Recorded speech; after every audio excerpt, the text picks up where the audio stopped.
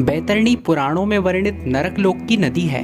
गरुड़ पुराण, शंख लिखित स्मृति आदि कुछ ग्रंथों के अनुसार यह शत योजन विस्तीर्ण, तपते हुए जल से भरी हुई, रक्त पूय युक्त, मांस कर्दम संकुल एवं दुर्गंधपूर्ण है।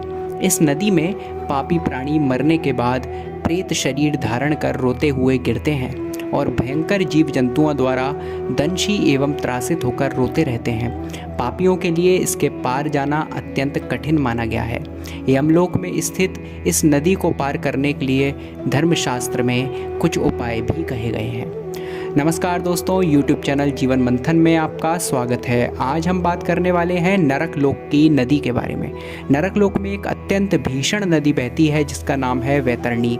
वैतरणी का नाम वैतरणी इसीलिए पड़ा है क्योंकि उसको तरण करना अर्थात उसको तैरकर उसको पार करना अत्यंत ही कठिन है। महाभारत में यह सूचना भी मिलती है कि भागीरथी गंगा नदी ही जब पितृलोक में बहती हैं तब वह वैतरणी कहलाती हैं। वैतरणी नाम की एक भौतिक नदी भारत के उड़ीसा राज्य में भी है जो बालासोर जिला और कटक जिला की सीमा में बहती है। आइए वैतरणी नदी के बारे में हम जानते हैं गरुड़ पुराण के धर्मकांड प्रेतकल्प के अध्याय 47 से। एक बार गरुड़ भगवान विष्णु से कहते हैं कि हे देव देवेश महाप्रभु, अब आप कृपा करके दान के महात्म्य और वैतरणी के प्रमाण का वर्णन करें। भगवान विष्णु बोलते हैं कि हे तार्क्ष गरुड़, यमलोक के मार्ग में जो वैतरणी नाम की महानदी है वह अगाध अर्थात अपरंपार, दुस्तर अर्थात ना तैरने योग्य और देखने मात्र से पापियों को महाभयभीत करने वाली है। वह पीव और रक्त रूपी जल से परिपूर्ण है, मांस के कीचड़ से व्याप्त है और तट पर आए हुए पापियों को देखकर उन्हें नाना प्रकार से भयाक्रांत करने वाले स्वरूप को धारण कर लेती है, अर्थात वह अपने जल के रूप को भी बदल लेती है पापियों को डराने के लिए। पात्र के मध्य में घी की भांति वैतरणी का जल तुरंत खौलने लगता है। जिस प्रकार एक बर्तन में एक घी खौलने लगता है उसी प्रकार वैतरणी नदी का जल भी घी की तरह खौलने लगता है। उसका जल कीटाणुओं एवं वज्र के समान सूंड वाले जीवों से व्याप्त है। सूस, घड़ियाल, वज्रदंत तथा अन्य हिंसक और मांस भक्षक जलचरों से वह महानदी भरी हुई है। प्रलय के अंत में जैसे 12 सूर्य उदित होकर विनाश लीला करते हैं उसी प्रकार उस नदी पर भी सदैव 12 प्रकार के सूर्य उदय होते हैं और महान ताप को उत्पन्न करते रहते हैं, जिससे उस महाताप में पापी चिल्लाते हुए करुण विलाप करते रहते हैं। उनके मुख से बार बार हा भ्राता, हा तात यही शब्द निकलता है। वह परेशान होकर कभी अपने भाई, कभी पिता, कभी माँ को आवाज़ देते हैं। वे जीव उस महाभयंकर धूप में इधर उधर भागते हैं, उस दुर्गंधपूर्ण जल में डुबकी लगाते हैं और अपनी आत्मग्लानि से व्यथित होते रहते हैं। वह महानदी चारों प्रकार के प्राणियों से भरी हुई दिखाई देती है। पृथ्वी पर जिन लोगों ने गाय का दान किया है उस दान के प्रभाव से वे उसे पार कर जाते हैं। जिनके द्वारा गाय का दान नहीं किया गया वे उसी में डूबते रहते हैं। जो मूढ़ मेरी अर्थात भगवान विष्णु की, आचार्य यानी गुरु, माता पिता एवं अन्य वृद्धजनों की अवमानना अर्थात इनका अपमान करते हैं, मरने के बाद उनका वास उसी महानदी में होता है। जो मूर्ख अपनी विवाहिता, पतिव्रता, सुशीला और धर्मपरायणा पत्नी का जो त्याग करते हैं उनका सदैव के लिए उस महाघिनौनी नदी के जल में वास होता है, अर्थात अपनी पत्नी का अपमान करने वाला, उसका त्याग करने वाला और उस पर अत्याचार करने वाला मनुष्य भी उसी नदी में जाकर निवास करता है। विश्वास में आए हुए स्वामी, मित्र, तपस्वी, स्त्री, बालक एवं वृद्ध का वध करके जो पापी उस महानदी में गिरते हैं वे उसके बीच में जाकर करुण विलाप करते हुए अत्यंत कष्ट भोगते हैं। शांत तथा भूखे ब्राह्मण को विघ्न पहुंचाने के लिए जो उसके पास जाता है वहाँ प्रलय पर्यंत क्रमी उसका भक्षण करते हैं। जो ब्राह्मण को प्रतिज्ञा करके प्रतिज्ञा की हुई वस्तु नहीं देता अथवा बुलाकर जो नहीं है ऐसा कहता है उसका वहाँ वैतरणी में वास होता है।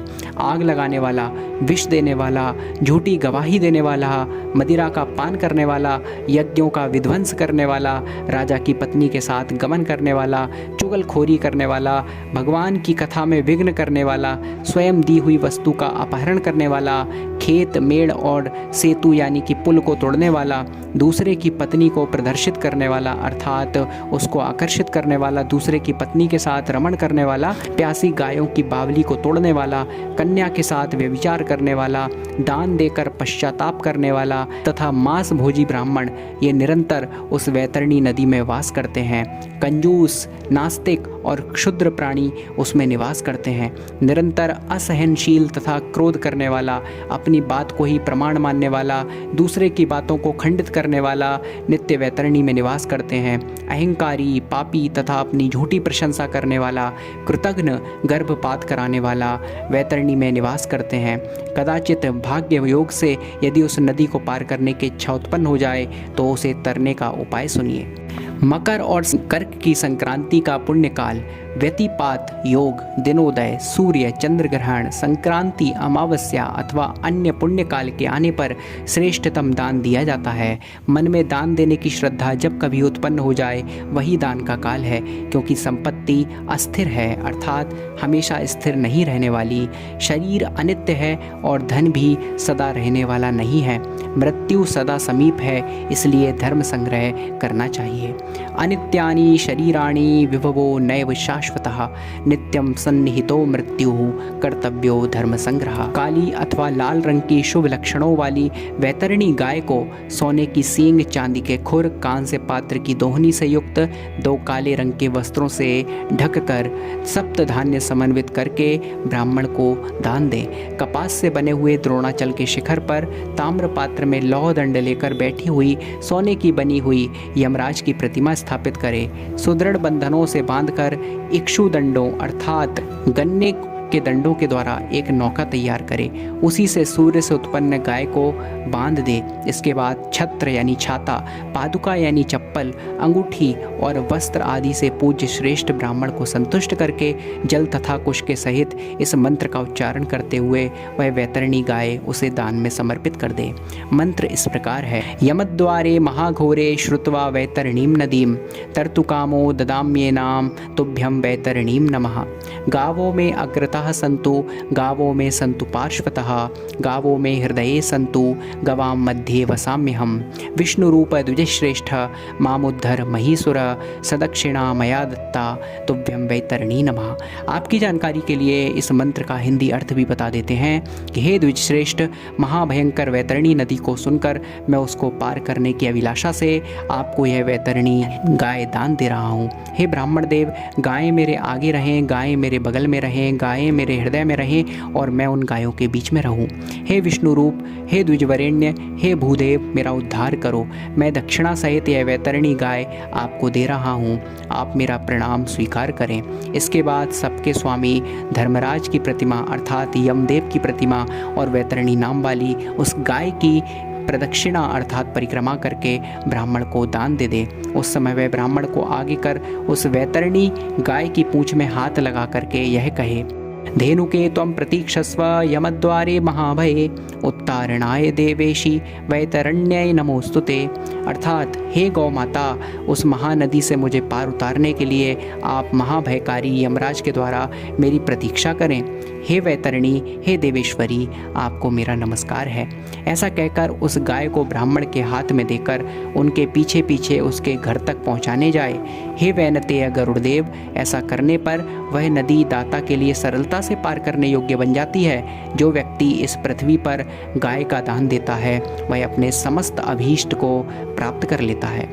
सुकर्म के प्रभाव से प्राणी को इस लोक में और परलोक में सुख की प्राप्ति होती है। स्वस्थ जीवन में गाय दान देने से 1000 गुना और रोगग्रस्त जीवन में गाय का दान देने से 100 गुना लाभ मिलता है। मरे हुए प्राणी के कल्याण के लिए जितना दान दिया जाता है उतना ही उसका पुण्य है, अतः मनुष्य को अपने हाथ से ही दान देना चाहिए। मृत्यु होने के बाद किसके लिए कौन दान देगा, यानी कि मृत्यु के बाद जितने भी कर्म बताए गए हैं उनसे ज़्यादा महत्व जन्म के रहते अर्थात जीवन के रहते दान करने का है। दान धर्म से रहित कृपणता पूर्वक अर्थात कंजूसी करके जीवन भर जीने से क्या लाभ। इस नश्वर शरीर से स्थिर कर्म करना चाहिए। प्राण अतिथि की तरह अवश्य छोड़कर चले जाएंगे। हे पक्षीराज, इस प्रकार प्राणी वर्ग के समस्त दुख का वर्णन मैंने तुमसे कर दिया। इसके साथ यह भी बता दिया कि प्रेत के मोक्ष एवं लोक मंगल के लिए उसके और्ध्वदैहिक कर्म को करना चाहिए। इसी प्रकार की रोचक जानकारियों के लिए YouTube चैनल जीवन मंथन को अवश्य सब्सक्राइब करें। थैंक यू सो मच, बहुत बहुत धन्यवाद।